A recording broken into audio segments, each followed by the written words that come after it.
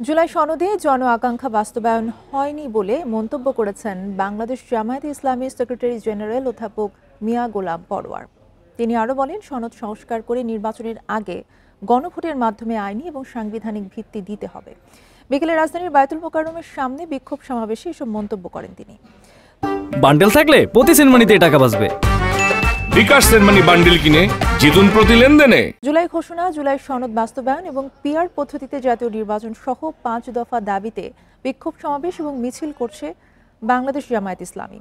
বিকেলে বায়তুল মোকাররমের দক্ষিণ গেটে জড়ো হয়ে বিক্ষোভ সমাবেশ করে দলটি। এ সময় দলের কেন্দ্রীয় পর্যায়ে নেতাকর্মীরা বক্তব্য রাখেন। এ সময় মিয়া গোলাম পরোয়ার বলেন, নির্বাচনের আগে গণহত্যাকারীদের বিচার করতে হবে। নির্বাচনের আগে জুলাই সনদের আইনি ও সাংবিধানিক ভিত্তি না দিলে দেশে আরেকটি ফ্যাসিবাদ ও হাসিনার জন্ম হবে, যা জনগণ মেনে নেবে না বলেও মন্তব্য করেন তিনি। সমাবেশ শেষে মিছিল বের করে দলটি। মিছিলটি বায়তুল মোকাররম থেকে শুরু হয়ে কাকরাইল মোড়ে গিয়ে শেষ হয়। এ সময় পিআর পদ্ধতিতে নির্বাচন এবং জুলাই সনদ বাস্তবায়নে বিভিন্ন স্লোগান দেয় দলের নেতাকর্মীরা।